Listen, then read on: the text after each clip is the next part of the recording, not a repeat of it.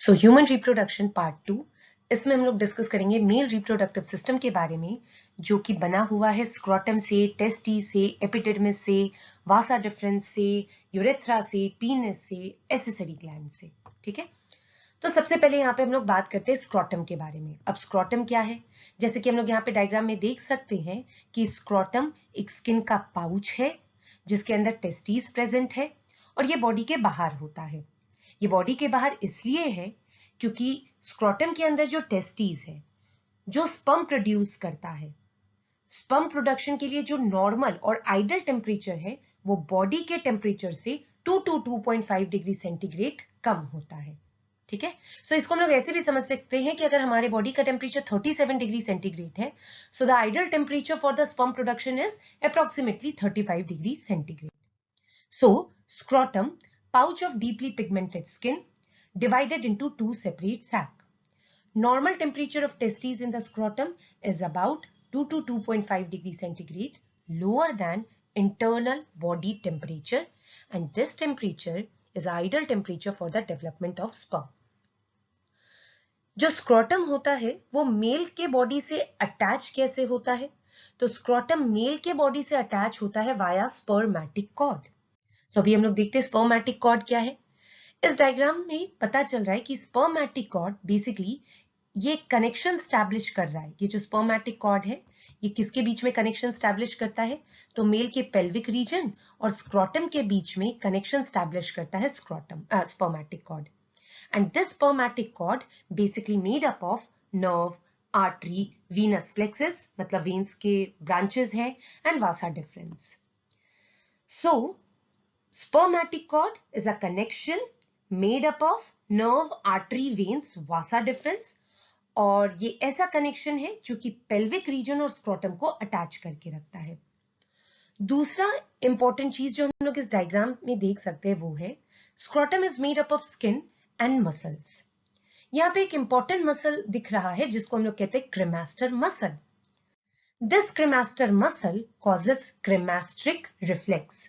Suppose अगर हम किसी मेल के इनर थाई के सर्टेन पार्ट को स्ट्रोक करें, ठीक है, फॉर एग्जाम्पल अगर हम लोग यहाँ पे स्ट्रोकिंग करते हैं इनर थाई के इस पार्ट को अगर हम लोग स्ट्रोक करते हैं तो क्या होगा?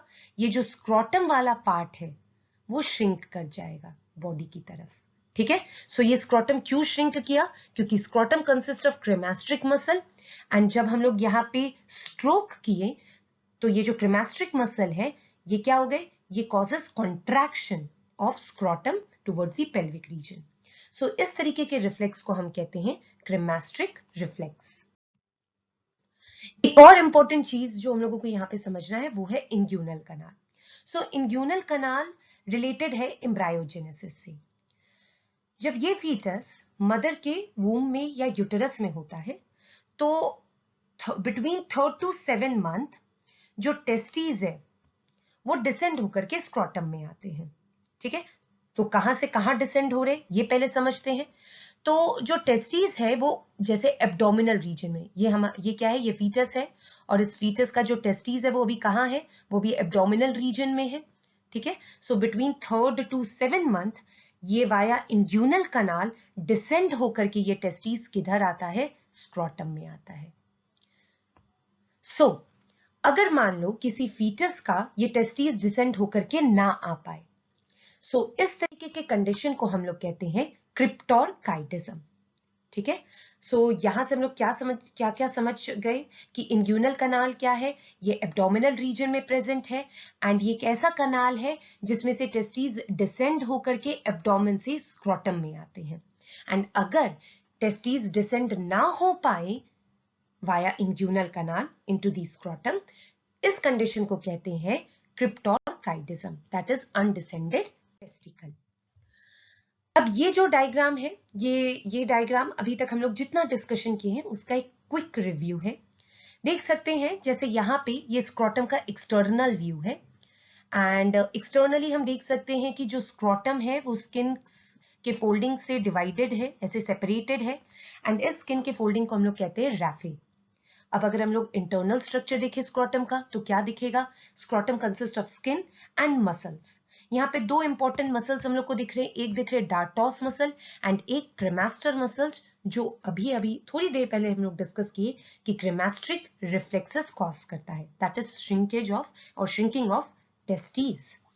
ठीक है, अब थोड़ा और डीप व्यू अगर देखें, सपोज अगर हम लोग क्रेमास्टर मसल्स को रिमूव कर दे तो हम लोगों को फाइनली दिखेगा टेस्टीज एंड उससे निकलता हुआ वासा डिफरेंस, ब्लड वेसल्स, नर्व्स, जो कि फॉर्म करता है स्पर्मेटिक कॉर्ड। ठीक है, अब मेल में कुछ होने वाले कंडीशंस को हम लोग डिस्कस करते हैं। जैसे पहला कंडीशन है वेरिकोसील। वेरिकोसील ये रिलेटेड है वेरिकोज वेन से। तो वेरिकोसील में होता क्या है, enlargement of veins with in the scrotum. जैसे कि ये नॉर्मल वेन्स है, ठीक है, नॉर्मल वीनस प्लेक्सेस है, अगर ये वेन्स इनलार्ज हो जाए, तो अगर वेन्स इनलार्ज हो जाएंगे तो यहाँ पे इस टेस्टिस के पास ब्लड फ्लो जो होगा वो ऑब्स्ट्रक्ट हो जाएगा, तो टेस्टिस को ना ही न्यूट्रिएंट मिल पाएगा और ना ही सफिशिएंट अमाउंट ऑफ ऑक्सीजन मिल पाएगा। सो इस कंडीशन को हम कहते हैं वेरिकोसील, जब इनलार्जमेंट ऑफ वेन्स हो जाता है स्क्रोटम के अंदर। अब इसके कारण क्या होगा, क्योंकि sufficient amount of nutrient and oxygen नहीं जा पा रहा है, so there will be a low sperm count which leads to infertility and धीरे धीरे करके टेस्टिकल्स जो होंगे वो श्रिंक कर जाएंगे। सो इस कंडीशन को कहते हैं वेरिकोसील। सेकेंड कंडीशन आता है जिसको हम कहते हैं हाइड्रोसील। Hydro refers fluid. तो यहाँ पे क्या होता है कि स्क्रोटम स्वेल हो जाता है, स्क्रोटम में स्वेलिंग आ जाती है। स्क्रोटम क्यों स्वेल हो रहा है, क्योंकि स्क्रोटम के अंदर फ्लूइड का एक्यूमुलेशन हो गया है। सो इस कंडीशन को हम लोग कहते हैं swelling in the scrotum due to accumulation of fluid is called as hydrocele. Then next condition testicular torsion. अब मान लो सबसे पहला क्वेश्चन कि क्यों होता है, for example any sports activity और एनी इंजरी टेस्टिकुलर टॉरिसन्स कॉमनली देखने को मिलते हैं। अब टेस्टिकुलर टॉरिसन्स में क्या होता है, जैसे हम लोग देख सकते हैं ये नॉर्मल टेस्टिकल्स है जिसके normal spermatic cord and normal testis जो कि अपनी जगह पे है। अगर मान लो कि ये स्पर्मेटिक कॉर्ड जो है वो ट्विस्ट कर जाए, तो because of the twisting of spermatic cord जो टेस्टिकल्स है वो भी रोटेट कर जाएंगे, है ना। सो इस कंडीशन को हम लोग कहते हैं टेस्टिकुलर टॉरिसन एंड इसके कारण भी लो स्पर्म काउंट एंड इनफर्टिलिटी हो सकता है। ठीक है, नाउ अब बात करते हैं what is primary sex organ and secondary sex organ. So हम लोग कहते हैं कि मेल के बॉडी में जो प्राइमरी सेक्स ऑर्गन होता है वो होता है टेस्टिस, क्योंकि वो स्पर्म प्रोड्यूस करता है। एंड जितने डक्ट हैं, चाहे वो एपिडिडमिस हो, वासा डिफरेंस हो, जितने डक्ट हैं जो स्पर्म को कैरी करते हैं उनको कहते हैं सेकेंडरी सेक्स ऑर्गन। तो जितने डक्ट एंड ग्लैंड हैं उनको हम लोग कह देते हैं सेकेंडरी सेक्स ऑर्गन। ठीक है, सो यहाँ पे हम लोग समझे कि क्या होता है primary sex organ. Primary sex organ is testis and secondary sex organ हम लोग कहते हैं डक्ट्स एंड ग्लैंड को। उसके अलावा जब हम लोग कहते हैं कि प्यूबर्टी, एक बॉय जब प्यूबर्टी अटेन करता है तो उसके बॉडी में बहुत सारे चेंजेस आते हैं। ठीक है, उन चेंजेस को हम लोग कहते हैं secondary sexual characteristic.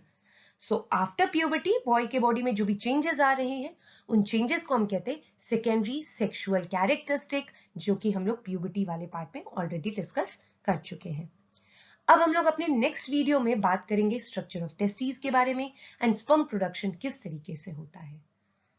So thank you.